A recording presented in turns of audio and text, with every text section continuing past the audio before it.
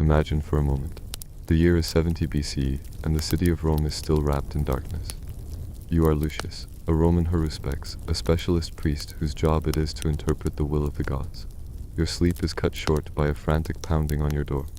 You pull yourself from your bed, the cool stone floor sending a shiver up your spine. A messenger stands there, breathless, holding a flickering lamp that casts long, dancing shadows on the wall. He carries a summons from a powerful senator. For you, this is the start of another day at the office. The Romans believed their entire world operated on a fragile truce with the divine, a concept they called the pax deorum, or the peace of the gods. This wasn't a matter of faith, it was a cosmic contract. According to historians, maintaining this peace was the state's most important duty. When something threatened it, a bolt of lightning striking a temple, the birth of a monstrous two-headed calf, or a critical vote in the Senate, it was a sign of fira deorum, the anger of the gods. And that's when they called you. Your job wasn't to predict a locked-in future, but to perform a diagnostic check on the gods' current mood. You begin your walk through the pre-dawn city. The air is thick with the smells of baking bread from the commercial ovens, damp earth, and the distant, unpleasant odor of the Tiber River. The streets are mostly empty, save for a few stray dogs and the watchmen making their rounds. The senator who summoned you faces a momentous decision today, one that could make or break his career. He needs to know if the gods approve of his plan. As you approach the temple precinct, the mood shifts. The scent of incense and old rituals hangs in the still air. Here, you are not just a citizen, you are a spiritual technician, a vital bridge between the human and divine worlds. Before any ritual can begin, you must be pure. Welcome to the process of lustratiuk. In a small chamber near the temple, you and the other participants wash yourselves thoroughly. You put on clean, festive clothing. To approach the gods while ritually unclean was considered a grave insult, one that could corrupt the entire reading. It's a bit like scrubbing in for surgery. Every step is precise, deliberate, and designed to prevent contamination. The ground you will stand on, the sacred space known as the templum, has also been purified. For the Romans, this wasn't just a symbolic gesture.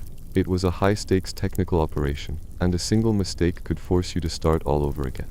Now, you don your official vestments. Over your tunic, you drape the toga praetexta, a heavy wool toga marked with a broad purple border.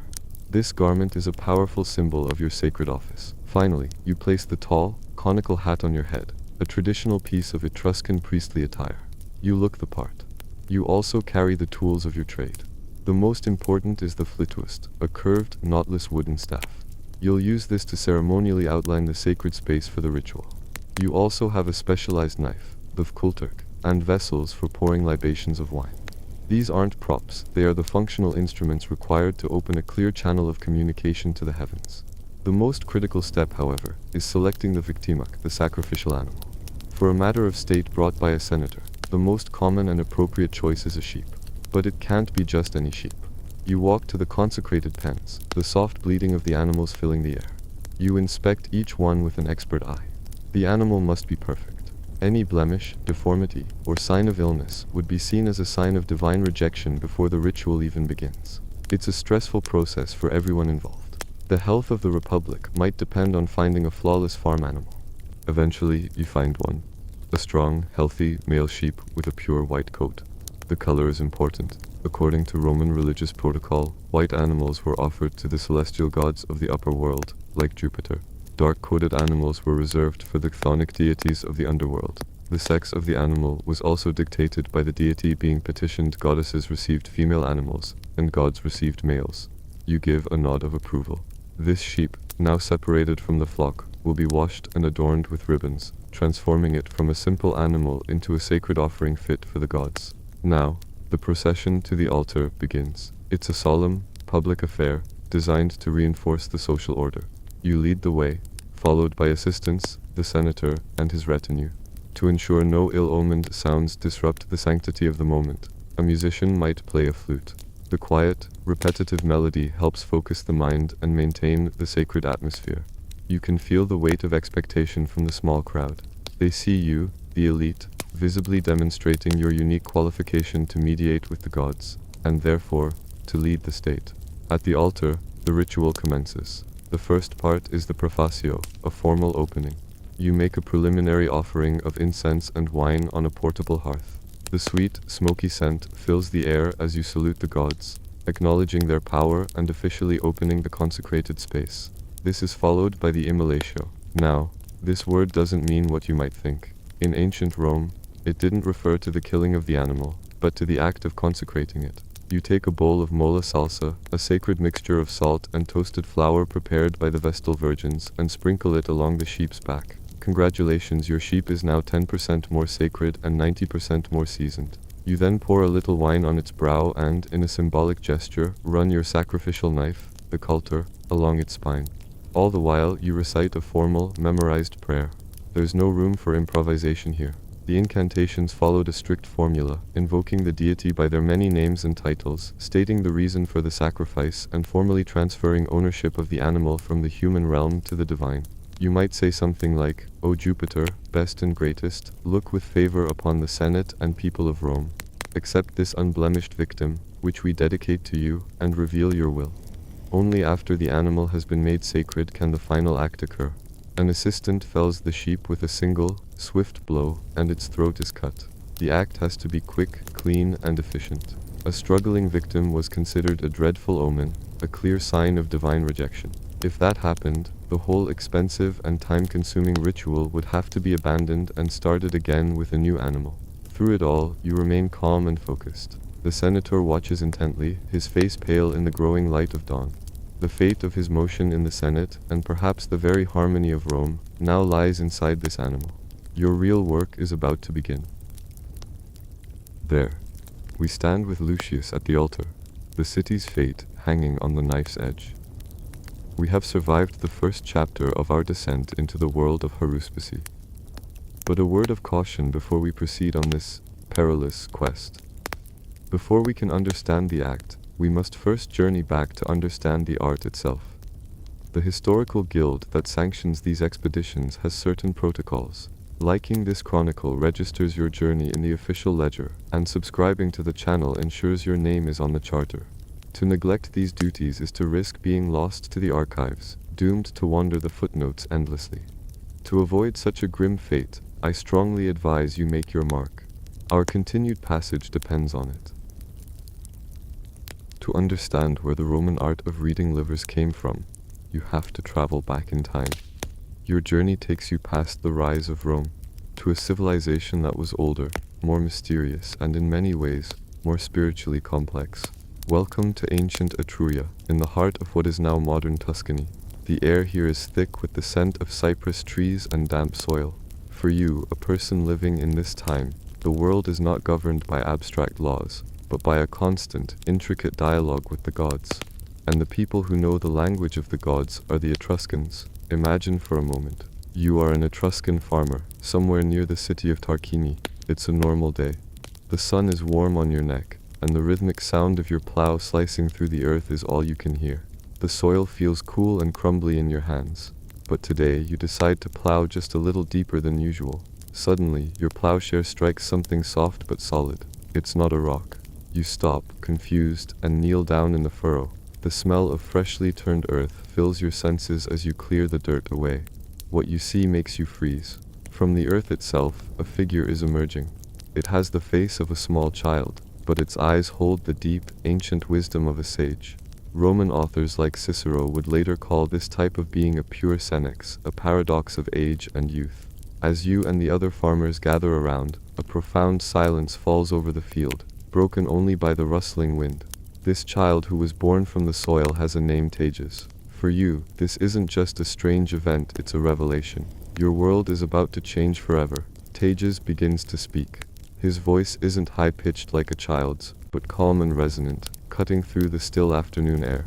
He isn't telling stories or giving moral lessons. He is dictating a science. According to the myth, he revealed the entire sacred system of divination to the Etruscan priests who had rushed to the scene.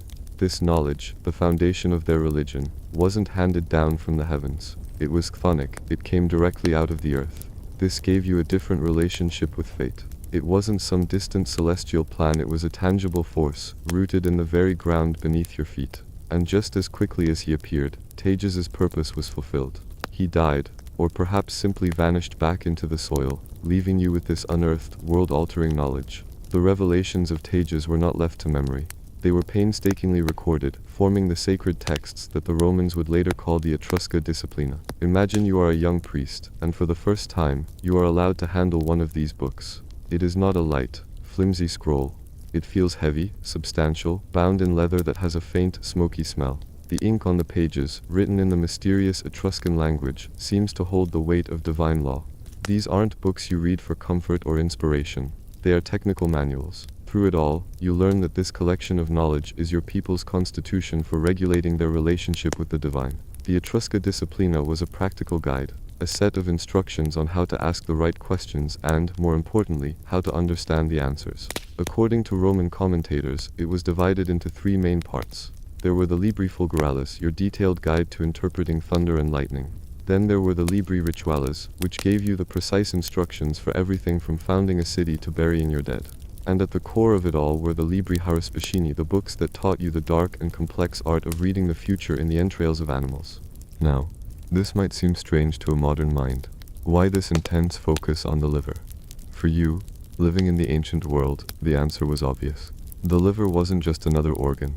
It was seen as the very source of life itself. Picture the liver of a freshly sacrificed sheep. It's the largest internal organ, dark red and heavy with blood, the substance you associate directly with vitality. It feels warm and dense in the priest's hands. Ancient cultures across the Near East, from the Babylonians to the Hittites, shared this belief. For them, it was the seat of all your mental and emotional activity. This idea is so old that it's embedded in language itself. The Hebrew word for liver, kaved, is related to the word for heavy or glory, reflecting its perceived importance. Even the great Greek philosopher Plato, who placed the rational soul in the brain, assigned what he called the appetitive soul to the liver. This was the source of your passions, your desires, and your deepest emotions. Think of the myth of Prometheus, whose immortal liver was devoured daily by an eagle, only to regenerate. This powerful story shows you just how deeply the organ was connected to life, suffering, and renewal. It was the body's resilient, vital center. So, when an Etruscan priest looked at a liver, he wasn't just looking at flesh. For you, this was the most logical place for the gods to write their intentions. It was a divine blueprint, a physical message stamped onto the very center of a living creature's soul. The intricate patterns, the marks, and the shape were a text waiting to be read. Deciphering it offered you a sense of order and meaning. It was a way to feel that the universe wasn't just chaotic, but that you had a direct, if difficult, way to understand its will. It was, in a sense, a memo from the cosmos. As Rome's power grew from the 4th century BCE onward, its culture began to absorb its Etruscan neighbors. This is where your perspective shifts. Imagine you are now a Roman citizen. You have your own traditions for understanding the gods, which you consider a core part of your identity. Your priests practice augury, the sacred art of interpreting the flight patterns of birds. It's a clean, dignified practice, performed in the open air. It feels comfortable, ancestral, and most importantly, it feels Roman. But then you encounter this Etruscan art of haruspicy. To you, it feels potent, but distinctly foreign and a little unsettling. The idea of searching for truth inside a bloody organ seems messy, maybe even barbaric. You hear the hushed whispers about these Etruscan priests, the haruspices, and their strange secret knowledge. You feel a mixture of respect for their accuracy and suspicion of their methods. Your political leaders, the senators, feel the same way. This powerful tool is revered for its results but kept at arm's length because it's not truly yours. In the end, this otherness became the defining feature of haruspicy in Rome. It was an essential religious technology that was never fully domesticated. When your city faced a terrible crisis, a plague, a famine, or a terrifying celestial omen, the Senate would not hesitate. They would swallow their pride and formally summon a team of expert haruspices from Etruria. You would feel a sense of relief, knowing that the best experts were being consulted. The art was a necessary evil, a powerful secret you had to borrow. And so, for centuries, you and your fellow Romans lived with this strange duality, relying on a dark art that you never fully trusted, and a group of foreign priests you could not live without. Imagine you are a Roman senator around the 3rd century BCE. You are standing in the Curia Hostilia, the Senate house. The air inside is cool, a welcome relief from the Italian sun, but it's thick with the scent of old stone and the collective anxiety of powerful men. A crisis is at hand. Perhaps a plague is sweeping through the city, or a key military campaign has stalled. Your own Roman priests have consulted their holy books, the Libri Pontificalis, but they offer no clear path forward. The gods, it seems, are silent on this particular matter. This is a problem. The stability of Rome depends on maintaining the Pax Diorum, the peace of the gods. An unanswered crisis feels like divine abandonment, and that feeling can unravel a society. Now, someone mentions the Etruscans. Your northern neighbors have a peculiar art, a discipline for understanding divine will that is both foreign and famously effective. They call it haruspicy. The Romans, in their pragmatic way, didn't adopt this practice out of simple religious fervor. According to historians, it was a strategic import. Haruspicy offered a systematic and, most importantly, an authoritative way to manage uncertainty. It was a tool to legitimize difficult political decisions under the cover of divine approval. So, in this moment of crisis, you and your fellow senators make a practical choice. You vote to summon an expert from Etruria. You decide to borrow someone else's certainty for a little while. Let's step into the scene a few weeks later. An Etruscan master, a haruspex, arrives in Rome. He doesn't look like your priests. His robes are different, his rituals are unfamiliar, and he carries with him the faint, metallic scent of his trade, the smell of sacrificial blood. To you, a Roman official, he is essentially a highly respected foreign consultant. He is brought before the Senate to examine the entrails of a sacrificed animal and explain the prodigy that has troubled your state. He works with a quiet confidence, laying out his bronze liver models and speaking in solemn tones about marks and zones you don't understand. The human impact is immediate. His interpretation gives the Senate a course of action. It calms public fears. And it works. This process proved so useful that the Roman state decided to secure its supply chain of divine knowledge. According to the writer Cicero, the Senate eventually passed a remarkable decree. It stipulated that a number of youths from the leading families of Etruria should be educated in the Etrusca disciplina, specifically for the future service of Rome. Imagine you are one of these Etruscan boys. You are sent from your home to learn an ancient, sacred art. The texture of the clay liver models feels cool and complex in your hands. The sounds of the Latin spoken around you are still foreign. Your entire life is now dedicated to providing supernatural guidance to the very power that conquered your people. Through it all, you know your expertise will grant you a unique and powerful position in the world's greatest city. For most of the Roman Republic, this is how it worked. You, as a trained haruspex, occupied a strange but respected place in society. You weren't an official Roman priest, a sacerdos. You didn't belong to one of the great religious colleges, or collegia, like the pontiffs or the ogres. In fact, records show you were a salaried professional. This set you apart from the elite Roman priests, who were typically unsalaried aristocrats serving for life. This status had a very human effect on your daily life. You were paid for your expertise, which gave you a degree of independence. But it also marked you as an outsider, a specialist for hire, not a member of the ruling class. Don't worry, your counsel was vital, but your place was always slightly to the side of true Roman power. Now, consider the change. It's the year 47 CE. The old republic is long gone, and Rome is ruled by emperors. You are an aging haruspex who has practiced this art for decades. You've noticed that with the passing of generations, knowledge of the old Etruscan ways is fading. Fewer youths are being sent for training. The discipline is at risk. But the new emperor Claudius is a scholar. He has a deep, personal passion for Etruscan history. He recognizes that this vital state tool is falling into neglect, so he decides to preserve it. Claudius establishes the first official collegium of 60 haruspices, a permanent, state-funded body of expert advisors. Congratulations, you are no longer just a foreign consultant. You are now a card-carrying member of an imperial institution.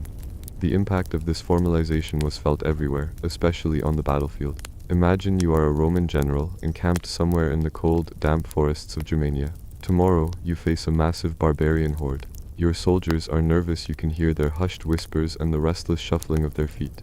Before you risk thousands of lives, you summon the army's haruspex. A sheep is sacrificed in the pre-dawn gloom. You watch as the priest inspects the warm liver, the steam rising in the chill air. He points to a favorable marking. The news spreads like fire through the camp. The human effect is palpable, the soldiers' morale soars. The will of the gods is with them. Whether you win or lose, you now have the divine justification to proceed. This influence extended deep into civilian life as well. In the heart of the empire, your work as a haruspex was essential to the very act of creation. The Libri Rituales, one of the core texts of your discipline, provided the sacred blueprint for founding cities and consecrating temples. When a new colony was established, it was you who walked the perimeter, marking the sacred boundary, ensuring the city began its life in harmony with the cosmos. Back in Rome, your college was regularly consulted by the Senate on matters of state. As Cicero's writings show, the official response from the haruspices could sway a critical vote or even end a politician's career. You held real, tangible power. Of course, a clear line was drawn between your official work and the common fortune-tellers of the city. As a haruspex publicus, you were a state official dealing with matters of national importance. Down in the crowded marketplaces, however, you could find private soothsayers offering to read the future for a few coins. They might use similar methods, but they lacked your training, your authority, and the gravitas of the official college. So next time you complain about your job, just remember you could have been a state-sanctioned prophet instead of a street corner palm reader. It's all about perspective. Now, you didn't operate in a vacuum. You had professional rivals, the native Roman priests known as the ogres. You find yourself at a state ceremony, reeking faintly of the profoundest part of a sheep, as one contemporary insult put it. Across from you stands an ogre, holding his curved staff, the lichus. He watches the sky, looking for patterns in the flight of birds. Your art, ex despicium, is visceral, bloody, and based on a secret, foreign knowledge. His art, auspicia, is observational, clean, and quintessentially Roman. The tension between you is more than just professional jealousy. It's a reflection of Rome's own dual identity. Somehow, they managed to make it work. The rivalry bred a kind of dry, professional humor. According to Cicero, an ogre once accused a haruspex of lacking empathy. The haruspex shot back that augury was little more than legalistic argle-bargle. You might look down on the augure's work as interpreting simple chickens, while he might mock the messy, smelly nature of your own profession. Yet, both of you were essential. The augurs represented Rome's deep reverence for its ancestral ways, the mos maiorum. You, the haruspices, represented Rome's pragmatic willingness to adopt any foreign tool that actually worked. In the end, the fact that you both held respected positions reveals the genius of the Roman system, a perfect balance of tradition and innovation. Welcome to the heart of the ritual. Imagine you are an apprentice haruspices standing in the sacred precinct in the late 2nd century BCE. The air is thick with the scent of incense, wood smoke, and the coppery tang of fresh blood. The sacrifice is complete, and now your real work begins. Before you, on a special table, lies the animal's liver, still warm and steaming in the cool air. This part of the process, known as ex despicium, isn't about random guesswork. To you, this is not a messy piece of anatomy. According to your training, it is a sacred text, a divine blueprint sent directly from the heavens. For the ordinary person who brought this offering, your reading will determine if they should marry, start a business, or go to war. Their entire future rests on what you see next. Now, the formal examination begins. The chief haruspices, your mentor, directs you to orient the liver in a very specific way. This practice is a structured science, with rules passed down for generations. Your job is to meticulously inspect the organ for any signa, the signs or deviations from what is considered a perfect normal liver. You run a careful finger over its surface, feeling its texture, gauging its size and shape. The slick, pliant feel of the organ is essential. Its warmth is believed to be crucial for an accurate reading. For the community, this systematic approach was profoundly reassuring. It suggested that while the gods were mysterious, they weren't chaotic. There were rules to this cosmic conversation, and you were learning to speak the language. But how do you, as a student, know what a perfect liver is supposed to look like? Don't worry, your school has a textbook. Consider this for a moment. Somewhere in northern Italy, in 1877, a farmer is plowing his field. His plow strikes something hard. He digs it out of the dirt and discovers a life-sized model of a sheep's liver, cast entirely in bronze. This is the Liver of Piacenza, and it is the Rosetta Stone of your profession. As an apprentice, you would have a tool just like it. It's a three-dimensional guide, allowing you to compare the fresh organ in front of you to a master copy. This artifact meant that the art of divination wasn't just abstract knowledge, it was a skill that could be taught, practiced, and perfected. This bronze model is far more than just an anatomical chart. In your hands, the Liver of Piacenza is a map of the entire Etruscan cosmos. It's a microcosm that reflects the macrocosm of the heavens, all neatly organized on this one small object. As you study it, your teacher points out that the outer rim is divided into 16 distinct sections. Each section, he explains, corresponds to one of the 16 houses of the sky, the traditional dwelling place of a specific deity. This celestial map, you learn, is also used to interpret lightning. A thunderbolt from the northeast region is auspicious, a sign of favor from the sky god Tinia. but one from the northwest. That's a deeply unlucky omen. For the person awaiting your verdict, this meant their fate was directly tied to the geography of the heavens. Flipping the bronze model over, you see its flat, visceral surface is covered in engravings. Here, the names of over 40 different gods are inscribed, each assigned to a specific zone. You can see the names of the most powerful god Tinia, the Roman Jupiter Uni, their Juno, and Menra, their Minerva. Your finger traces over a zone marked for Nethans, the god of the sea, which you note corresponds to the gallbladder on the real liver before you. This detailed mapping turned a potentially confusing organ into a clear divine switchboard. A blemish found in a certain region wasn't just a random flaw, it was a direct message from the god who presided over that domain, making the will of the heavens tangible and specific. Now, your training directs you to the most critical feature of the entire organ. You search for a specific protrusion known in Latin as the caput Piacenza, or the head of the liver. Evidence suggests this corresponds to what modern anatomy calls the caudate process. For your purposes, its condition is the single most important indicator of divine will. If you find that the caput is shrunken, malformed, or worse, missing entirely, the reading is over. It's a disastrous omen, signaling overwhelming opposition from the gods. This news would crush the hopes of the person who made the sacrifice. But on the rare occasion you find a duplicated caput, the message is one of immense good fortune and prosperity. With the caput examined, you move on to the liver's general appearance. According to Mesopotamian texts that informed your practice, a favorable liver should be smooth, shiny, and full. You feel the one before you. Is its texture consistent, or is it rough and shrunken? A healthy sheen and plumpness signal divine favor. The color is also crucial. Any unusual discoloration, a strange pallor, or a dark spotting where there should be none, is a clear mark of godly displeasure. For the average Etruscan, these simple visual cues were everything. It's like getting a cosmic thumbs up or thumbs down, a simple pass or fail on their request, all based on the health of a single organ. Next, your eyes scan for any specific imperfections. You are trained to spot them: all holes, nodules, lesions, or any unnatural growths. You would also note any foul odor coming from the organ, a sure sign of decay and divine rejection. What happens if you find something wrong? If the liver is defective, the sacrifice is declared unacceptable. But you can reassure the anxious citizen with a simple procedure called instauratio. This just means the ritual has to be performed again, with a new, perfect animal, until a valid offering is made. It's the ancient equivalent of getting a bad connection and having to redial. Through it all, the system provided a path forward, a way to correct the error, and try again to win the god's favor. Finally, you learn the most strategically important lesson. You are taught to conceptually bisect the liver into two halves, allowing for a remarkably nuanced reading. The right side is called the pars familiaris, the friendly, or family part. Any signs you find here, good or bad, relate directly to the person asking the question. Imagine you're a general preparing for battle. You'd feel a wave of relief seeing this side of the liver looking plump, healthy, and full of positive signs. This was the gods telling you that your endeavor was favored.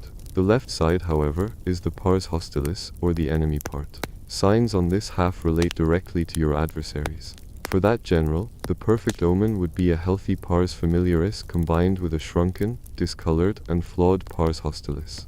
This would be a clear prediction of victory. But the system was subtle. What if you found a positive sign, like a full and healthy gallbladder, but it was located on the enemy's side? That would be a dire warning, predicting strength and success for your foe.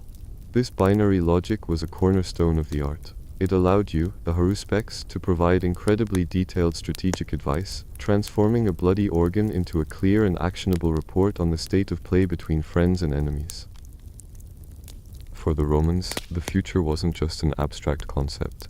It was a landscape that could be mapped, a language that could be read, and sometimes its messages spoke of impending doom. While the technical process of haruspicy was a complex religious science, its true power was felt in moments of great crisis. The stories of these prophecies, passed down through generations, gave a sense of divine order to the otherwise chaotic turns of history. Let's transport ourselves to early 44 BCE in Rome. The air itself feels heavy, thick with political tension and whispered conspiracies. You walk through the bustling forum, where the usual sounds of commerce are underscored by a nervous energy. Julius Caesar is at the height of his power, but his authority feels brittle. For For ordinary people, this uncertainty was a source of constant, low-grade anxiety, a feeling that the very foundations of the Republic were shifting beneath their feet. Now, imagine you are an Etruscan priest, a famous haruspice named Spurinna. You've been summoned by Caesar himself to perform a sacrifice. In the cool morning air, a large white bull is led to the altar. The space smells of sacred incense, cedar smoke, and the earthy scent of the animal. You perform the rites with practiced hands, but as your assistants open the carcass, a collective gasp ripples through the onlookers. You feel a sudden chill despite the growing warmth of the day. Inside the animal, where a healthy, vibrant heart should be, there is nothing. According to the historian Suetonius, the bull was found to be without a heart. In the rigid logic of haruspicy, this was an omen of terrifying clarity. An animal missing a vital organ was a sign of profound divine rejection. It was as if the gods themselves were refusing the sacrifice. For you, as the priest, this isn't a vague warning, it's a shout, a clear and unambiguous message of disaster for the man who sponsored the offering. Caesar, however, was a complicated man. You watch him receive your grave report. Publicly, he always observed the proper religious protocols, but ancient writers suggest that privately, he held a kind of fatalistic skepticism. He dismisses your warning, perhaps with a joke or a wave of the hand. You see the crowd relax, following his lead, but for you, the chilling image of that empty cavity remains. The gods had spoken, and their silence from within the animal was louder than any words. Your duty was to warn him he must beware the Ides of March. Let's step forward to that fateful day, March 15th. Imagine you are just another face in the crowd, lining the street to watch Caesar's procession to the theater of Pompey. The press of bodies is warm, and the air is filled with the low murmur of thousands of conversations. As Caesar passes, you see him spot Spurinna, the very priest who gave him the warning. A smug look crosses Caesar's face. He leans in and says, loud enough for those nearby to hear, "The Ides of March have come." Spurinna simply looks back at him, his voice steady and cold amidst the noise. "Aye, Caesar," he replies, "but not yet gone." A few hours later, the news spreads through the city like a fever. Caesar is dead, stabbed on the floor of the Senate by his own colleagues. The chilling prophecy was fulfilled. In the stunned silence that falls over Rome, you can almost feel the collective realization. The missing heart, the priest's warning, the Ides of March, it all clicks into place. For the average Roman, this wasn't just a political assassination. It was proof that the gods truly did communicate with mortals, and that ignoring them had catastrophic consequences. But Caesar's story, while the most famous, was far from unique. Roman public life, especially in military matters, was saturated with this kind of divination. Imagine you're a legionary on campaign in Gaul. You're cold, damp, and thousands of miles from home. The mud of the camp gets into everything, and the air smells of wet wool and campfire smoke. Before any major battle, your general would consult the accompanying haruspices. A favorable omen meant you went into the fight with confidence, a bad one filled your heart with dread. We can see the power of these beliefs in what happened when they were ignored. During the First Punic War, before a major naval battle, the consul Publius Claudius Pulcher was told the sacred chickens wouldn't eat. This was a terrible sign from the world of augury, a sister art to haruspicy. In a fit of rage, you can almost hear him shout as he had the chickens thrown into the sea, "Let them drink, since they will not eat." The subsequent battle was a disaster for the Roman fleet. For generations, this story served as a simple lesson: you do not mock the gods. Similarly, other great Roman disasters were often explained by a failure to heed the omens. According to the historian Livy, the catastrophic defeat at the Battle of the Allia, which led to the first sack of Rome, was preceded by ignored divine warnings. In the aftermath of such a trauma, you can understand the need to find a reason. Blaming the loss on impiety was a way to restore a sense of order to a terrifyingly chaotic event. It was a comforting thought that the disaster wasn't random, but a consequence that could have been avoided. Suppose you were living in the city during the reign of Claudius or Julian. An eclipse, a lightning strike on the palace, or reports of a monstrous birth would send a ripple of anxiety through the populace. What did it mean for the emperor? What did it mean for you? Everyone would wait for the College of Haruspices to interpret the event, to identify the offended deity and prescribe the necessary rituals to make things right. Their readings could reassure the public or create a sense of impending crisis. So what happened when the priests were just plain wrong? Here's the clever part. The system was almost impossible to disprove. A failed prophecy could always be blamed on your misinterpretation of it. The classic example comes from the Delphic oracle. who told King Croesus that if he attacked Persia, he would destroy a great empire. He attacked, and his own empire was destroyed. Technically, the oracle was correct. This ambiguity protected the diviner's authority and ensured their continued relevance. Ultimately, you didn't have to be a true believer to find the practice useful. Imagine you are a Roman general facing a much larger army. A bad omen from the haruspices gives you a divinely sanctioned excuse to delay the attack and wait for a better opportunity, all without looking cowardly. On the other hand, a good omen was a powerful tool for building morale before a risky venture.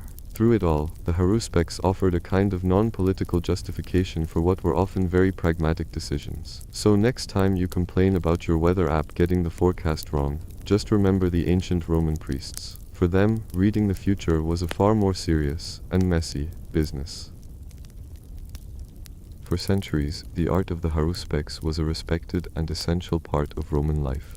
It was a science, a state-sponsored tool for understanding the will of the gods. But imagine you are living in the late 4th century Roman Empire.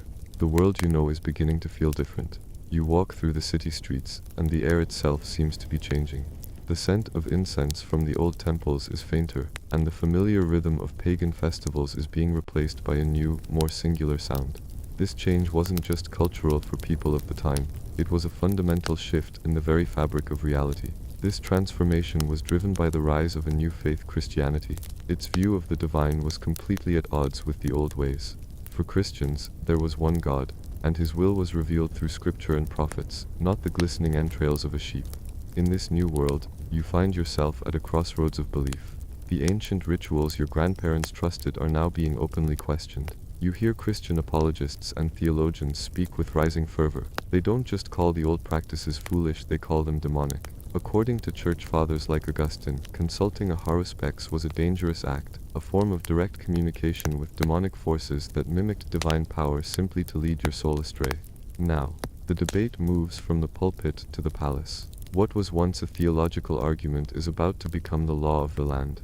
In the late 4th century, you feel the political ground shifting beneath your feet. The power of the state is aligning with the new religion, and the consequences will be swift and absolute. For the haruspices and all who followed the pagan traditions, their world was about to be dismantled, not by argument, but by imperial decree. The safety you once felt in tradition was evaporating, replaced by a cold, looming uncertainty. The emperor who brought the hammer down was Theodosius I. Imagine you are a haruspices, a salaried state official who has spent his life learning the intricate art of liver divination. It's the year 391 CE.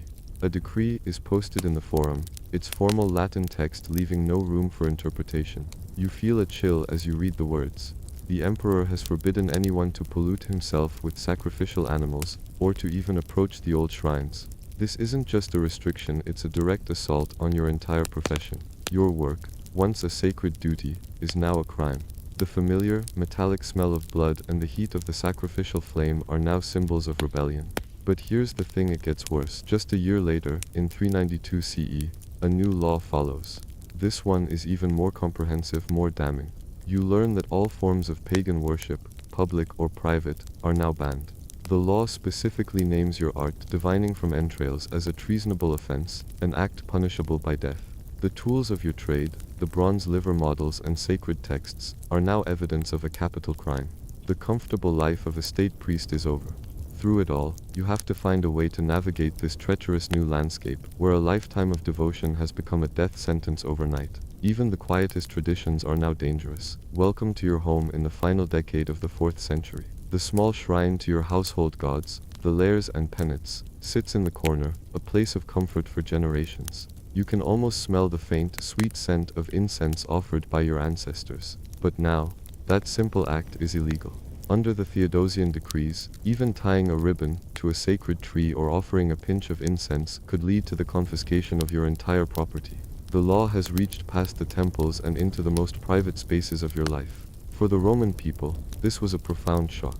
An entire spiritual ecosystem, from the grandest state rituals to the humblest family traditions, was being systematically starved and outlawed.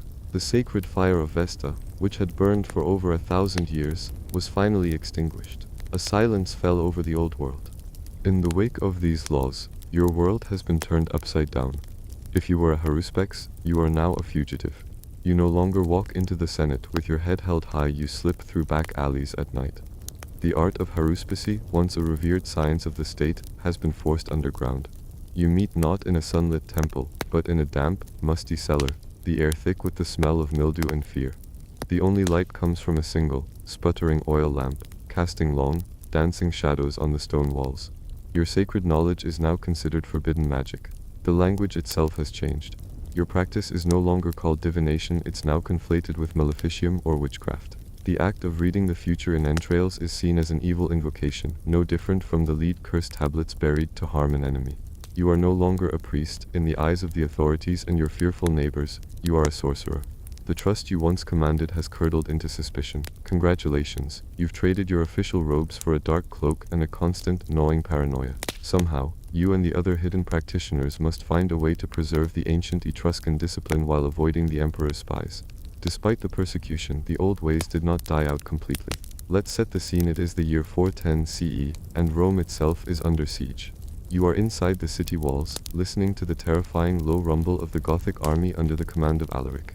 The air is cold and smells of smoke and desperation. The new Christian God seems to be offering no salvation, and in this moment of crisis, people get desperate. According to the historian Zosimus, some pagan officials made a last, desperate proposal. They suggested performing the ancient Etruscan rites to call down lightning and fire from the heavens to destroy the invaders. Imagine the scene: a secret, frantic ritual performed in the heart of a dying city.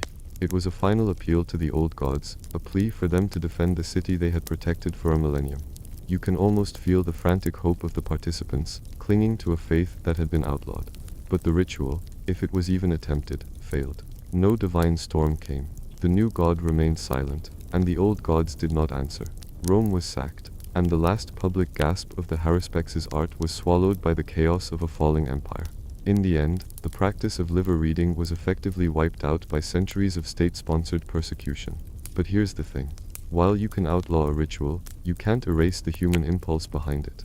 The deep-seated need to find meaning in signs, to see patterns in the chaos, and to ask what the future holds is simply part of our nature.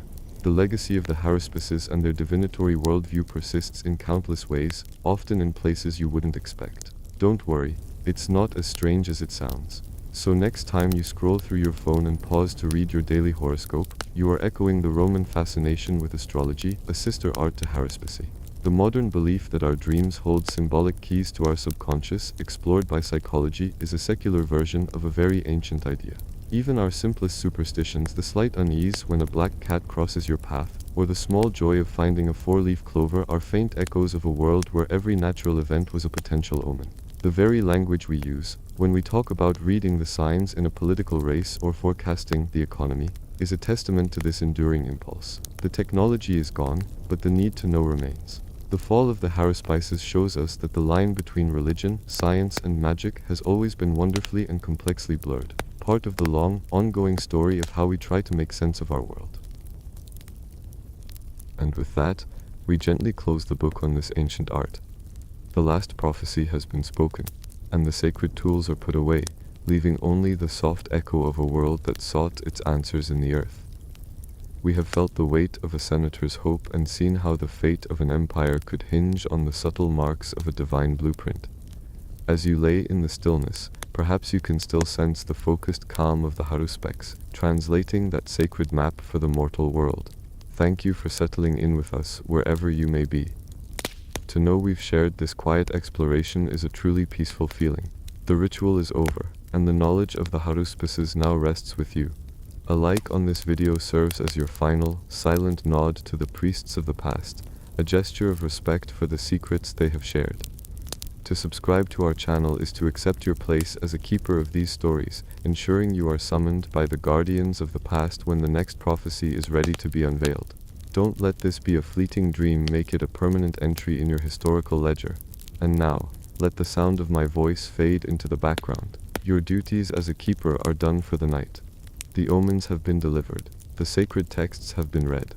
There is nothing left to interpret, nothing left to foresee, just the gentle pull of sleep. Let the peace of the ancient temple settle over you, and drift into a deep and tranquil rest. The past will keep its secrets until we return.